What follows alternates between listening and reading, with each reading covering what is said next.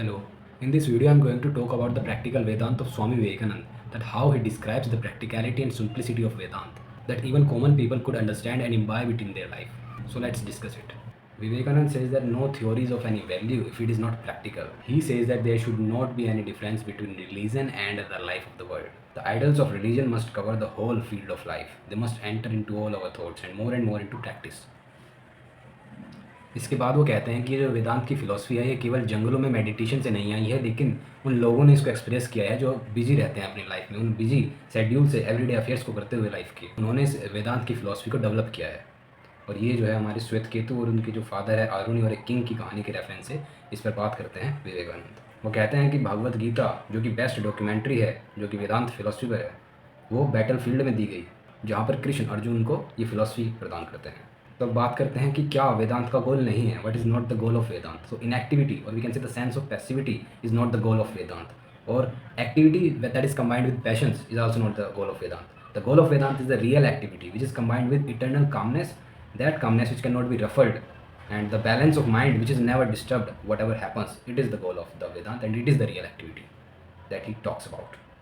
ना वो बात करता है पैशंस की कि कुछ लोग बोलते हैं कि बिना पैशंस के हम कैसे काम कर सकते हैं, क्योंकि पैशंस तो हमारी वर्क एफिशिएंसी को बढ़ाते हैं, कैसे नहीं है। तो पैशंस के बारे में क्या विवेकानंद के विचार है वो बात करते हैं। वो कहते हैं कि जितने कम पैशन होंगे उतनी ज़्यादा बेटर वर्क होगा। The calmer we are the better for us. जितने हम काम होंगे उतना अच्छा होगा, उतना ज़्यादा हम काम कर पाएंगे। तो शांत रहना आवश्यक है, पैशंस नहीं होने चाहिए। वो कहते हैं कि through passions we lost a lot of our energy. It is only when the mind is calm and collected the whole of its energy spent in doing good work. If you read the lives of great workers which the world has produced, you will find that they were wonderfully calm men. The man who gives way to anger or hatred or any other passion cannot work. He only breaks himself to pieces and does nothing practical. It is the calm, forgiving, equable, well-balanced mind that does the greatest amount of work. इसके बाद विवेकानंद जो है ideal के बारे में बात करते हैं कि आइडियल कैसा होना चाहिए। कुछ फिलोसफीज़ और रिलीजन क्या है, आइडियल को इतना ऊंचा बना देते हैं कि वो अचीवेबल ही नहीं होता, प्रैक्टिकल ही नहीं होता, इम्पॉसिबल होता है अचीव करना। लेकिन वो कहते हैं कि जो वेदांत का आइडल है जिसके बारे में बात करता है वो इतना ऊंचा भी नहीं है और इतना नीचा भी नहीं है कि उसको आइडल ना कहा जा सके, इतना ऊंचा भी नहीं है कि जिसको अचीव ना किया जा सके और इतना कम भी नहीं है कि इसको आइडल ही ना कहा जा सके। तो सिर्फ वो इतना ऊंचा है कि जो हाई इनफ है to be an ideal. It is not impossible ideal, it is achievable, it is not far ahead from the real, from the practical. Vedanta teaches the ideal that you are divine, thou art that, you are that, you are divine. अब वो बात करते हैं कि practical होने के मायने हर किसी के लिए अलग हो सकते हैं। It is not same for me, for you, for any shopkeeper, for any doctor. It is different, it varies from person to person. The meaning of practicality, you possess all the powers of the universe but you are not aware of it. वो कहते हैं कि तुम्हारे अंदर ही सारी universe में जितनी भी पावर्स हैं वो सब possess करते हो तुम, लेकिन तुम्हें अवेयरनेस नहीं है उसके प्रति। You have put your hands before your eyes and cry that it is dark. Take the hands away and see the light which was present from the very beginning. वो कहते हैं कि तुमने अपनी आँख पर सिर्फ हाथ रख रखे हैं और तुम चिल्ला रहे हो बहुत अंधेरा है, लेकिन तुम्हें अपने हाथ हटाने की ज़रूरत है। जब तुम हाथ हटा लोगे तो तुम देखोगे कि प्रकाश ही प्रकाश है, और जो कि पहले से ही था फ्रॉम द वेरी बिगिनिंग, सिर्फ तुम अवेयर नहीं थे उसके प्रति। Then he says that Vedanta recognizes no sin. It is only the error that can be recognized. And the greatest error is to say that you are weak, that you are a sinner, a miserable creature, and that you have no power and you cannot do this and that. तो ये कहना अपने आप में error है according to Vedanta. No man becomes purer and purer, it is a matter of greater manifestation. तो तुम pure नहीं हो सकते, तुम्हारे अंदर वो प्योरिटी पहले से है, तुम्हें सिर्फ मैनिफेस्ट करने की ज़रूरत है उस प्योरिटी को। वी ऑलरेडी हैव एवरीथिंग, हमारे अंदर पहले से सब कुछ है। इनफाइनाइट प्योरिटी हमारे अंदर, फ्रीडम, लव, पावर सब कुछ है, हमें सिर्फ मैनिफेस्ट करने की ज़रूरत है उसको। Once the wheel drops away the layer of hypnotism start to dissolve, the native purity of the soul begins to manifest itself. सिर्फ हमें वो पर्दा हटाने की ज़रूरत है। ये हिप्नोटिज्म की लेयर्स हैं जो हमारे ऊपर लगी हुई हैं, हमें इनको हटाने की ज़रूरत है। तो जो प्योरिटी है सोल की वो अपने आप मैनिफेस्ट हो जाएगी क्योंकि वो अंदर है पहले से ही।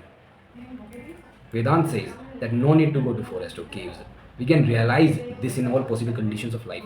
कहीं केव्स में या फिर फॉरेस्ट में जाने की ज़रूरत नहीं है, हम इन्हें जो है अपनी रोज़मर्रा की ज़िंदगी में रहते हुए भी अचीव कर सकते हैं, पा सकते हैं। There are plenty of examples in history.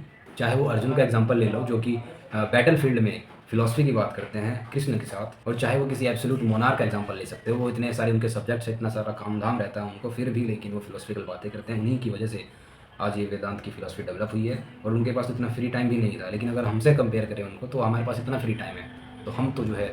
इसके बाद विवेकानंद कहते हैं कि दो टेंडेंसी होती है ह्यूमन नेचर में, पहली कि ये हार्मोनाइज़ करना चाहता है उस आइडल को लाइफ के साथ, और दूसरी टेंडेंसी है कि आइडल तक लाइफ को एलिवेट करने की। वेदांत के अनुसार एक्चुअल जो लाइफ है वो रिकनसाइल होनी चाहिए आइडल के साथ। The present life should be made to coincide with life eternal. तो आइडल के साथ लाइफ को कोइंसाइड करने की हार्मोनाइज की बात करते हैं वेदांत। जो सेंट्रल आइडल है of Vedanta is oneness. Vedanta के अनुसार there are no two in anything, no two lives, nor even two different kinds of life for the two worlds. There is but one life, one world, one existence. Everything is that one. The difference is in degree, not in kind. So degree का difference है, kind का नहीं है। मतलब कि प्रकार वही है सबका, उसी से इनफाइनाइट वन से सब निकले हैं, उसी में वो सबके अंदर निहित है। सिर्फ डिग्री का डिफरेंस है, वो सबके अंदर है। अमीबा और हम एक ही है। The difference is only in degree. The Vedanta entirely denies such ideas as that animals are separate from man and they were made and created by God to be used for our good. उन सभी ideas को वेदांत नकार देता है जो कहते हैं कि एनिमल्स और हम सेपरेट हैं और एनिमल्स जो है हमारे भोजन के रूप में यहाँ पर क्रिएट किए गए हैं गॉड के द्वारा। इन सभी आइडियाज़ को जो है वेदांत नकार देता है। कुछ एनिमल ईटर्स कहते हैं कि जो विवी सेक्शन है जहाँ पर एनिमल्स के साथ एक्सपेरिमेंट किए जाते हैं साइंटिस्ट द्वारा, तो वो तो रॉन्ग है, लेकिन एनिमल्स को खाना रॉन्ग नहीं है, क्योंकि एनिमल्स जो है भगवान ने हमें खाने के लिए फूड के रूप में दिए हैं। From the stand point of the highest life all these differences vanish. अगर हम हाइएस्ट स्टैंड पॉइंट से देखें तो सारे डिफरेंसेस वैनिश हो जाते हैं। A man may see a great deal of difference between grass and a little tree, but if you mount very high, the grass and the biggest tree will appear much the same. From the standpoint of the highest idol, the lowest animal and the highest man are the same. If you believe there is a God, the animals and the highest creatures must be the same. A God who is partial to his children called man and cruel to his children called brute beast is worse than a demon. वो कहते हैं कि अगर कोई ऐसा भगवान है जो कि आदमी और किसी एनिमल में भेद करे, डिफरेंसेस है उसके लिए, तो एक डीमन से कम नहीं है। विवेकानंद से I would rather die 100 times than worship such a god. और ऐसे भगवान को पूजने की बजाय मैं मरना पसंद करूँगा। तो इसीलिए वो कहते हैं कि जो डिफरेंस है बिटवीन वीकनेस एंड स्ट्रेंथ वो डिग्री का है। वर्चू और वाइस के बीच में भी डिफरेंस डिग्री का है। हेवन और हेल के बीच में डिफरेंस डिग्री का ही है। The difference between life and death is of degree. All differences in this world are of degree only and not of kind, because oneness is the secret of everything. So सब जो है one है, एक है, उसी के रूप है। All is one, which manifests itself either as thought or life or soul or body, and the differences is only in degree. We have no right to look down with contempt upon those who are not developed exactly in the same degree as we are. तो हमें उनको नीची दृष्टि से नहीं देखना चाहिए जो हम हमारी तरह उतने डेवलप नहीं हो पाए जितने हम हो गए। तो विवेकानंद कहते हैं कि अगर तुमसे हो सके तो तुम उनकी हेल्प कर सकते हो, अगर हेल्प नहीं कर सकते तो उन्हें उनके हाल पर छोड़ दो, लेकिन उन्हें कभी भी नीचा मत दिखाओ, उन्हें कंडेम मत करो। Criticise and condemnation is a vain way of spending our energy. तो सबसे बेकार रास्ता है क्रिटिसिज्म और कंडेमनेशन का। In the long run we come to learn that all are seeing the same thing, more और less approaching the same ideal. Most of our differences are merely differences of expression. हमारे जो भी differences है वो केवल expression के differences है। Everyone has both positive and negative side, strength and weakness is there in all. Vedanta says being reminded of weakness does not help much. वो कहते हैं कि जो लोग सिर्फ जो है वीकनेस के बारे में उसको पॉइंट आउट करते रहते हैं और सिर्फ उनकी स्ट्रेंथ का कोई जिक्र नहीं है, तो ऐसा नहीं होना चाहिए। हमें स्ट्रेंथ की भी बात करनी चाहिए। Strength does not come by thinking of weakness all the time. और स्ट्रेंथ जो है वीकनेस के बारे में सोचने से नहीं आती है, स्ट्रेंथ के बारे में सोचने से स्ट्रेंथ आती है। The remedy for weakness is not brooding over weakness but thinking of strength, ये बोला है। Instead of telling them that they are sinners unlike others, Vedanta takes the opposite position and says you are pure and perfect. दूसरों की तरह ये नहीं कहता कि तुम सिनर हो, वो कहता है कि नहीं तुम परफेक्ट हो, तुम प्योर है। Sin is nothing but the very low degree of self-manifestation. Even time and space are as nothing compared with your nature. You can do anything and everything. You are almighty. तो तुम्हारे सामने जो है time and space भी कुछ नहीं है, तुम कुछ भी कर सकते हो, कुछ भी इम्पॉसिबल नहीं है तुम्हारे लिए। You are all mighty. इसके बाद विवेकानंद कहते हैं कि रिलीजन का काम है हमारी मदद करना in whatever condition we are. The ideal of faith in our self is of the greatest help to us. और ये जो हमारा फेथ है अपने आप में, ये हमारी ग्रेटेस्ट हेल्प कर सकता है। Who does not believe in himself is an atheist. जो अपने आप में विश्वास नहीं करता वो एथीस्ट है वेदांत के अनुसार। But again it is not selfish faith because Vedanta is a doctrine of oneness. It means faith in all because you are. तो कहता है कि ये जो फेथ है ये सेल्फिश नहीं होना चाहिए, क्योंकि वेदांत एक वननेस की डॉक्ट्रिन है। इसका मतलब है faith in all because you are all. सब में विश्वास करना क्योंकि तुम सब हो। अपने आप में विश्वास नहीं कि सब में विश्वास। Love for yourself means love for all, love for animals, love for everything, for you are all one. He is the highest man who can say with truth, I know all about myself. उससे सच्चा कोई आदमी ही नहीं है जो कह सकता है कि मैं सब जानता हूँ। You are that soul, तुम वो सोल हो। तो इसलिए let the whole body be full of that one ideal. I am the birthless, the deathless, the blissful, the omniscient, the omnipotent, ever glorious soul. इसी के बारे में सोचो दिन रात, मेडिटेट करो इसके ऊपर। There is only one life and one world and this one life and one world is appearing to us as manifold. सिर्फ एक संसार है, एक लाइफ है, और ये जो वन वर्ल्ड और वन लाइफ है यही हमें मैनीफोल्ड होकर दिख रहा है, अपेयर हो रहा है। और विवेकानंद कहते हैं कि जो मैनीफोल्डनेस है ये ड्रीम के तरह है, जैसे कि एक ड्रीम आता है और फिर चला जाता है, फिर दूसरा आता है। तुम ड्रीम में नहीं जीते हो, ड्रीम जो है एक के बाद एक आते हैं, scene after scene unfolds before you. So it is in this world of 90% misery and 10% happiness. लेकिन कुछ देर बाद 90% हैप्पीनेस और 10% माइजरी में कन्वर्ट हो जाता है, जिसको हम हेवन बोल देते हैं। But a time comes to the same that whole thing vanishes. ये सब कुछ हैप्पीनेस माइजरी इन सबसे परे चला जाता है वो, और जो वर्ल्ड है उसको गोड के रूप में ही दिखाई देता है, फिर उसकी खुद की सोल गोड बन जाती है। It is not therefore that there are many worlds, it is not that there are many lives. All this manifoldness is the manifestation of that one. That one is manifesting himself as many, as matter, spirit, mind, thought and everything else. वो जो one है वही अपने आप को manifest कर रहा है इस मैटर में, स्पिरिट में, माइंड में, थॉट में और एवरीथिंग एल्स में। It is that one manifest himself as many. You are not weak, you are not sinner, you are almighty, pure one, arise and awake. So manifest your nature. So that's where Vivekananda is stressing upon.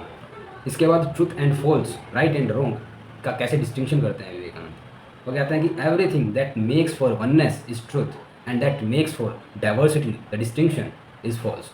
Love is truth and hatred is false, because hatred makes for multiplicity. It is hatred that separates man from man, therefore it is wrong and false. It is a disintegrating power. It separates and destroys. On the other hand, love binds, love makes for that oneness. The whole idea of ethics is that it does not depend on anything unknowable. It does not teach anything unknown. जो ethics है वो कुछ ऐसा नहीं सिखाती है हमें जो कि हमारे लिए unknown हो, वो नॉन के बारे में सिखाती है। It is through the self that you know anything. और वेदांत क्या है, वो कहता है कि सेल्फ के द्वारा तुम सब कुछ जान सकते हो। It is through the self you see this chair to me and this world is known to you through this self only. Self के जरिए ही तुम इस चेयर को देख पा रहे हो, मुझे देख पा रहे हो, इस पूरे संसार को देख पा रहे हो। और सेल्फ जो है ये तुम्हारे लिए अननोन तो नहीं है। अगर मैं ऐसा कहता हूँ तो ये बिल्कुल नॉनसेंस वाली बात होगी। It is the best known of all, ये सबसे ज़्यादा तुम्हारे लिए नोन है self. It is your self that which you call I, इसी को तुम आई बोल देते हो, ये तो तुम ही हो। The I of me is the I of you, जो मेरे अंदर आई है वो तुम्हारे अंदर भी है। This limited I is the unlimited infinite itself. As you know yourself, the I, therefore you know that the infinite, you may call it God, Brahma or whatever. Hence we can see the God of Vedant is the most known of all. इससे ज़्यादा practical God कहाँ ही होगा, जो कहता है कि God जो है ओमनी प्रेजेंट है, हर एक बीइंग में है, more real than our senses, हमारी सेंसेस से भी ज़्यादा रियल है। इसके बाद विवेकानंद कहते हैं कि intellectuality is almost nothing, it is the heart, the feeling that is of most importance. Intellectuality कुछ नहीं है, फीलिंग है सब कुछ जो भी है। It is through the heart that the Lord is seen and not through the intellect. Lord को जो है हार्ट के जरिए ही देखा जा सकता है, इंटेलेक्ट के जरिए नहीं। Work of intellect is to clean the path for us, to stop disturbances and to check wrong doing, that is only its work. Intellect is blind and can not move of itself. It is the feeling that works, that can make you to see the Lord. It is the feeling that you have today that will be many intensified, deafened, raised to the highest platform until it feels everything, the oneness is everything, till it feels God in itself and in others. The intellect can never do that. If you feel for others, you are growing in oneness. If you do not feel for others, you may be the most intellectual giant ever born, but you will be nothing. Feel like Christ, you will be like Christ. Feel like Buddha, you will be a Buddha. It is feeling that is the life, the strength, the vitality, without which no amount of intellectual activity can reach God. What is happening here? Intellect is like limbs without the power of locomotion. It is only when feeling enters and gives them motion that they move and work on others. Then he says that what is the proof of Christ and Buddhas of the world? It is that you and I feel like them. This is the proof. That is how you and I understand that they were true. Our prophet soul is the proof of their prophet soul. Your Godhead is the proof of God himself. If you are not a prophet, there never has been anything true of God. If you are not God, there never was any God and never will be. अगर तुम अपने आप में भगवान नहीं हो तो फिर कोई भी भगवान नहीं हो सकता, नहीं कभी हुआ है और नहीं कभी होगा। Nothing impossible for the soul. Soul के लिए कुछ भी इम्पॉसिबल नहीं है। There is no impossibility in the soul. इसके बाद वो अगले चैप्टर में दो कहानियाँ बताते हैं। पहली है सत्यकाम जाबाला और उनके गुरु की, और दूसरी है सत्यकाम जाबाला के ही शिष्य उपकौशल की, जो कि चांदोग्य उपनिषद से उन्होंने रेफरेंस लिया है। और उसमें दो चीज़ें जो बताई है उन्होंने, ये है कि the truth resides within us, जो ट्रुथ है वो हमारे अंदर ही है, और वहाँ पर उनको कैसे नॉलेज होती है ब्राह्मण की, द लॉर्ड की, कैसे फायर, बर्ड, एनिमल्स जैसे कि बुल, उनको बताता है कि ब्राह्मण क्या है। This fire is Brahman, you are Brahman, that land is Brahman, everything that you see is the Brahman itself. तो इन कहानियों के रेफरेंस से वो हमें ये बताते हैं। अगर बात करें वेदांत की थीम की, इसकी थीम है is to see the Lord in everything, to see things in their real nature, not as they appear to be. He who shines through the eyes is Brahman. He is the beautiful one, the shining one. He shines in all these worlds. It is said that when a man is pure, such a light will shine in his eyes, and that light belongs really to the soul within, which is everywhere. It is the same light which shines in the planets, in the stars, and the suns. Then he talks about the invented symbolism may be good and helpful, but already better symbols exist than any we can invent. तो symbolism कहने का मतलब है जो कि हम symbols बनाते हैं भगवान के, जिनको हम पूजते हैं, उनको नए नए सिंबल्स बनाते हैं, लेकिन हम भूल जाते हैं कि सबसे बड़े सिंबल तो हम खुद ही हैं। कि तुम एक इमेज इन्वेंट कर सकते हो गॉड को वर्शिप करने के लिए, लेकिन एक बेटर इमेज ऑलरेडी एग्जिस्टिंग है, द लिविंग मैन। क्योंकि गॉड और लिविंग मैन में क्या अंतर है, दोनों एक ही तो है। You may build a temple in which to worship God and that may be good, but a better one, a much higher one already exist, the human body. Human body से बढ़िया भगवान क्या होगा, उससे बढ़िया टेम्पल क्या होगा, तो इसलिए उसी को पूछ लो। Now he talks about what is after death, death के बाद क्या है। अब पहले वो उन लोगों की बात करते हैं जिन्होंने अपने लाइफ में बड़े अच्छे काम किए, लेकिन उन्होंने उस नॉलेज को अटेन नहीं किया, उन्होंने रियलाइज़ नहीं किया गॉड को, उस वननेस के प्रिंसिपल को नहीं जाना। तो ऐसे लोग first go through smoke, then to night, then to dark 15 days, then to the 6 months when the sun goes to the south, sorry, and from that they go to the region of their forefathers, then to the ether, then to the region of moon, and then there become the food of the gods। वहाँ पर later वो God के रूप में जन्म लेते हैं, live there so long and good works करते हैं वहाँ पर भी, और जब इफेक्ट ख़त्म हो जाता है उन अच्छे कामों का, तो वो फिर से फिनिश हो जाते हैं और कम बैक टू अर्थ, फिर उसी रूट से जो है अर्थ पर आ जाते हैं।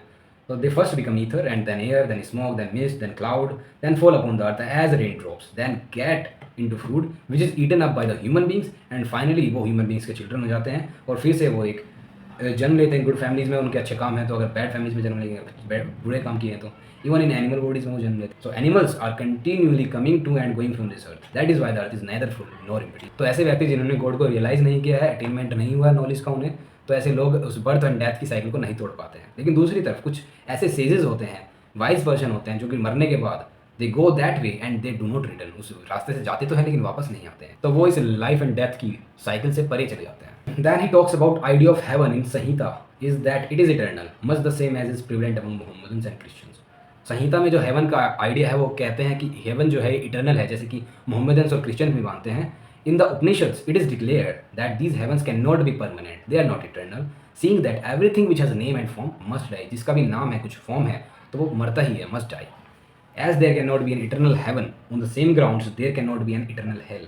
जिस तरीके से eternal heaven नहीं हो सकती, उसी तरीके से eternal hell भी नहीं हो सकती, क्योंकि finite cause led to finite effect। अगर कॉज फाइनेट है तो उसका इफेक्ट भी फाइनेट होगा। If the cause would be eternal, effect would also be eternal, but it is not the case as there are only finite causes, therefore they can not produce infinite result. So इसलिए infinite या फिर eternal heaven या hell concept भी नहीं हो सकता। Evil deed of me as a wicked man is nothing comparable with my eternal life, क्योंकि life तो इटर्नल है, हमारा जो है सोल ये है अमर है, इनफाइनाइट है, तो उसके कंपैरिजन में जो है एविल डीड जो है हमारे वो इनफाइनाइट नहीं हो सकते। Therefore my evil deeds are finite, so there can not be an eternal punishment hell for me of my deed। Infinite effect cannot be produced by a infinite cause। Same applies if do good all my life, I cannot have an infinite heaven। इसलिए अगर मैं पूरी life जो है कुछ अच्छे काम करता हूँ, तो मेरे को ऐसा नहीं कि इनफाइनाइट हेवन मेरे को मिल जाएगी, इटर्नल हेवन नहीं मिल पाएगी मेरे को फिर भी, क्योंकि ऐसा कुछ नहीं हो सकता इनफाइनाइट कॉज, फाइनाइट कॉजेज होता है, तो उसका फाइनाइट रिजल्ट ही होगा। हाँ, तो अब कुछ लोग क्वेश्चन उठा सकते हैं कि is it even practical to talk heaven and hell and references given of Chandogya Upanishad in which birds, animals and even fire is talking about Brahman to Satyakam, is it practical enough? तो विवेकानंद कहते हैं कि हाँ भाई ऐसा प्रैक्टिकल हो सकता है, क्योंकि वो मानते हैं कि ये प्रैक्टिकल होता है पहले, बाद में फिलोसफिकल होता है। First these things have been perceived and realised and then written. तो लोगों ने पहले ये चीज़ रियलाइज़ की है, परसीव की है, उसके बाद रिटर्न लिखी है। इसको हम इस तरीके से भी समझ सकते हैं, जैसे कि आज हम जो है इतनी मटेरियलिस्टिक चीज़ें, हमारे पास रोबोट है, हम रोबोट से बात कर लेते हैं, लेकिन अगर हम 50-60 साल पहले इस बारे में सोचते कि हम ऐसे कुछ कर पाएंगे, तो हमें लगता है कि क्या क्या पागल वाली बात है। तो इसी प्रकार से हम ये देख रहे हैं कि बर्ड्स और एनिमल से बात करते थे पहले, तो हम उस तरीके से नहीं सोच पा रहे हैं। जैसे कि आज ही के टाइम अगर हम देखें तो आदिवासी इलाकों में जहाँ पर टेक्नोलॉजी नहीं पहुँची है, अगर हम में से किसी को देखेंगे ऐसे फ़ोन पर बात करते हुए, तो उन्हें ऐसा लगेगा कि ये क्या पता नहीं कुछ डिवाइस लगा के या जो भी है ये क्या बड़बड़ा रहा है, लेकिन उन्हें नहीं पता हम दूसरे इंसान से बात कर रहे हैं, तो उनके लिए वो फिजिबल ही नहीं होगा ऐसा सोचना।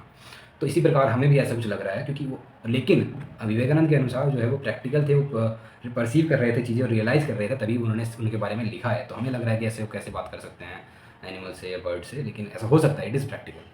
तो इसी प्रकार से हेवन एंड हेल का कॉन्सेप्ट भी प्रैक्टिकल हो सकता है, क्यों नहीं हो सकता। तो इसीलिए विवेकानंद ये भी कहते हैं कि जो वेदांत है ये सबको हार्मोनाइज करके रखता है, सबको फ्रेंडली रिलेशन बनाता है सबके साथ, हर उसमें मानता है, किसी को क्रिटिसाइज नहीं करता है। इसके बाद एक तीसरे रास्ते के बारे में बात करते हैं विवेकानंद, जो कि अप्लाई होता है उन पर जो जान चुके हैं ट्रुथ को, to those who have realised it, this is the only way to get beyond this wheel of Maya. ये माया को जो पर्दा है, इससे परे जाने का यही रास्ता है। It means recognises neither It means recognizing neither good nor bad, but knowing all as coming from the self. Self is in everything.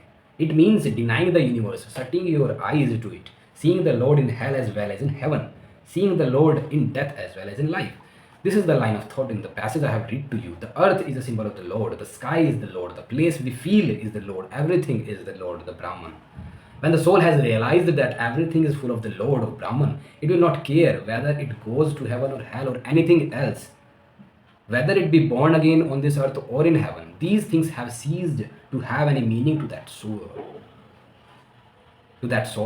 Because every place is the same. Every place is the temple of the Lord.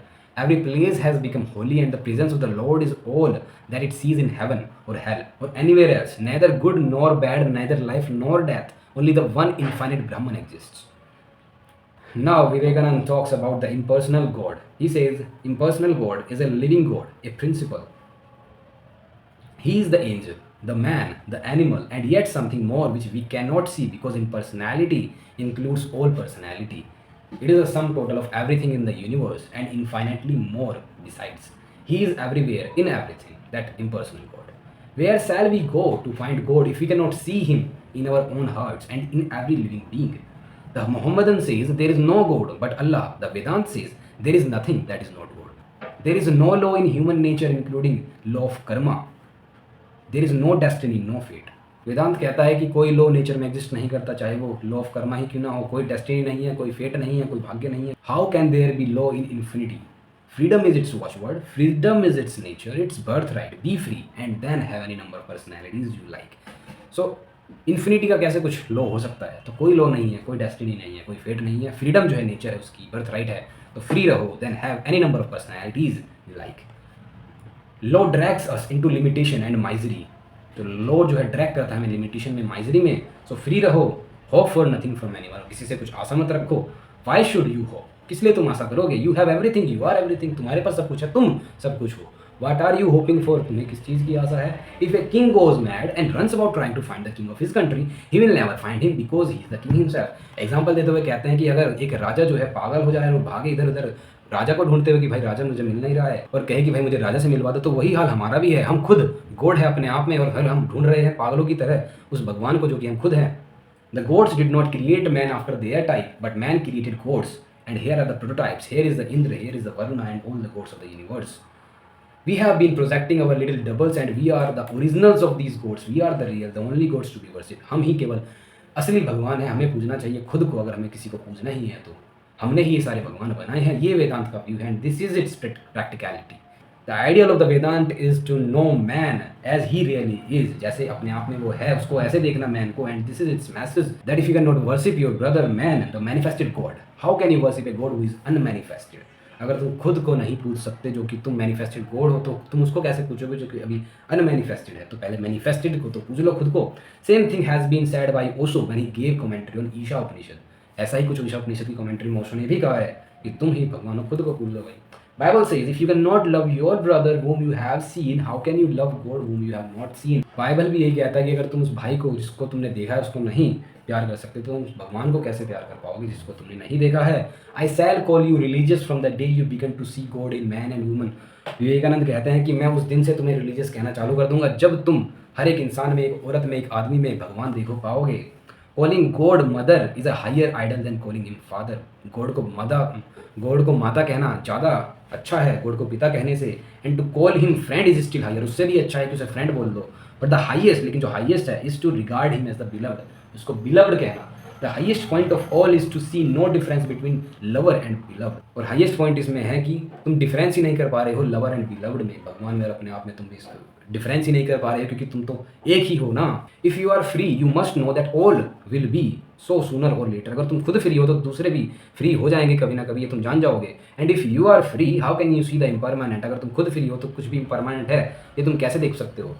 If you are really pure how do you see the impure. अगर तुम खुद pure हो तो तुम impurity कैसे देख सकते हो। We can not see impurity without having it inside our self. अगर हम में खुद में अंदर इम्प्योरिटी नहीं है तो हम बाहर भी नहीं देख पाएंगे। तो जो तुम देखते हो वो तुम होते हो। अब वो बात करते हैं moving from particular to general, particular से जनरल की तरफ जाने की बात करते हैं। हाँ, तो विवेकानंद जो है हनी और रिवर का एग्जांपल देकर क्रिएटर के बारे में कहते हैं कि जो क्रिएटर है वो कोई आउटसाइडर नहीं हो सकता जिसकी नेचर इस वर्ल्ड से डिफरेंट हो। तो क्रिएटर की नेचर जो होगी वो इस वर्ल्ड की नेचर जैसी ही होगी। तो जो हनी होता है उसकी नेचर वही होती है जिनसे वो बना हुआ है। डिफरेंट डिफरेंट फ्लावर्स की जो नेचर है, रिवर्स की नेचर जो है वो सेम होती है। जब वो मिल जाती है समुद्र से, समुद्र की नेचर से सेम ही होती है क्योंकि उन्हीं से तो मिलकर वो बनी है, उन्होंने उसको बनाया है।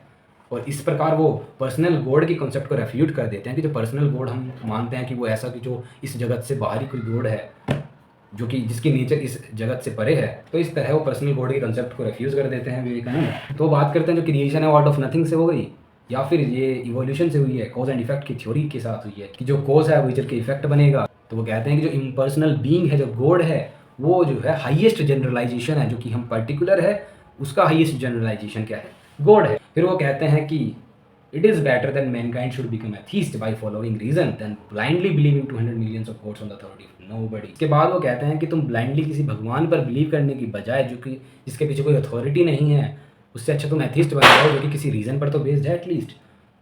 No amount of books can help us to become purer. The only power is in realization, and that lies in ourselves and comes from thinking. वो कहते हैं कि कोई भी बुक, चाहे वो कुरान हो, गीता हो या कोई भी बुक हो, वेद हो, चाहे वो हमें प्योर नहीं बना सकते जब तक हम खुद रियलाइज नहीं कर सकते that it lies in our self comes from thinking. जो वो है, जो प्योर है, जो ट्रुथ है, उसका रियलाइजेशन जब तक तुम्हें नहीं होगा अपनी थिंकिंग से, तब तक कुछ फ़ायदा नहीं है। Every atom inside the universe is in a constant state of change and motion, but the universe as a whole is unchangeable. Because motion or change is a relative thing, we can only think of something in motion in comparison with something which is not moving. There must be two things in order to understand motion. The whole mass of the universe taken as a unit cannot move in regard to what will it move. जो universe है वो खुद में अपने आप में move नहीं कर सकती, वो किसके रिगार्डिंग मूव करेंगे, लेकिन उसके अंदर एटम्स हैं जो उसके अंदर रिजाइड कर रहे हैं यूनिवर्स के अंदर, वो जो है कॉन्स्टेंट मोशन में है, कॉन्स्टेंटली उनके अंदर चेंज हो रहा है। लेकिन as a whole universe is unchangeable because motion और चेंज इज रिलेटिव थिंग। क्योंकि मोशन और चेंज जो है वो रिलेटिव थिंग है, तो जो यूनिवर्स है वो किसके रिलेशन में मूव करेगी, क्योंकि वो तो खुद में होल है ना, एक कंप्लीट है। Advaitist believes substance and quality are not two things. जो सब्सटेंस और क्वालिटी है वो कोई दो चीज़ नहीं है, दे बोथ आर सेम, दोनों ही एक ही चीज़ है। There is only one exist, इधर फिनोमिना और निमोना, दोनों एग्जिस्ट नहीं कर सकते एक टाइम पर, या तो निमोना एग्जिस्ट करेगा या फिर phenomena. It is the unchangeable that is appearing as the changeable. जो अनचेंजेबल है वही हमें दिखाई दे रहा है changeable. The unchangeable substance of the universe is not something separate from it. The noumena is not something different from the phenomena, but it is the very noumena which is has become the phenomena. When I think of myself as the soul, the body वैनिसेस। जब मैं खुद को इस soul के रूप में देखता हूँ तो बॉडी वैनिश हो जाती है, और जब मैं बॉडी के रूप में देखता हूँ तो ये सोल वैनिश हो जाती है। इसको हम स्नेक और रोप के एग्जाम्पल से भी देख सकते हैं। जब हम रोप को एज ए स्नेक कंसिडर कर लेते हैं तो हम उसके स्नेक देखते हैं, रोप गायब हो जाती है। लेकिन जब हम उसे पास जाके देखते हैं तो हम पाते हैं कि ये तो रोप है, कोई स्नेक नहीं है, तो फिर रोप हम कंसीडर करते हैं, स्नेक वैनिश हो जाता है वहाँ से। उसके बाद विवेकानंद कहते हैं कि the I of yesterday is the I of today and yet not so, it is changed somewhat. One of the remarkable features of the Advaitist system of Vedanta is to harmonize the preceding systems. ये harmonize करता है preceding systems को, जो old systems हैं उनको। There is nothing to be attained, everything is already within us. कुछ भी attain करने के लिए नहीं है, सब कुछ है हमारे अंदर। Need is just to be aware. The more selfish a man, the more immoral he is. More you think for the betterment of others, for the betterment of whole, not just your individual limited being. You are moral. जब तुम दूसरों के बारे में सोच रहे हो, खुद के बारे में नहीं सोच रहे हो, तो तुम moral हो। गौतम बुद्ध मोरल थे, who did not go to the forest to meditate for his own salvation. He felt that the world was burning and that he must find a way out. तो वो संसार के बारे में सोच रहे थे, अपने लिए नहीं सोच रहे थे। Whether you are an agnostic or an Vedantist, a Christian or a Mohammedan, the one lesson obvious to all is the destruction of the little self and the building of the real self. तो little self के बारे में नहीं, real self के बारे में सोचो, दूसरों के बारे में सोचो, उस पूरे infinite के बारे में सोचो। In the end, Vivekananda stresses upon the truth that truth is nobody's property, no race, no individual can lay any exclusive claim to it. Truth is the nature of all souls. Who can lay any special claim to it? ये तो सबकी property है भाई truth. But it has to be made practical, to be made simple. For the highest truths are always simple. तो इसको simple और practical बनाने की जरूरत है, क्योंकि जो हाईएस्ट ट्रूथ्स होते हैं वो बहुत सिंपल होते हैं हमेशा से, so that it may penetrate every pore of human. तो इसको प्रैक्टिकल और सिंपल बनाने की इसलिए आवश्यकता है जिससे कि सोसाइटी के हर एक पोर में ये घुस सके, पेनिट्रेट कर सके, हर एक छिद्र को हर एक आदमी इसे जान सके। तो ये था विवेकानंद कंप्लीट प्रैक्टिकल वेदांत। कमेंट करके बताओ वीडियो कैसा लगा, एंड अपने दोस्तों को भी शेयर कर देना। Thank you, bye bye.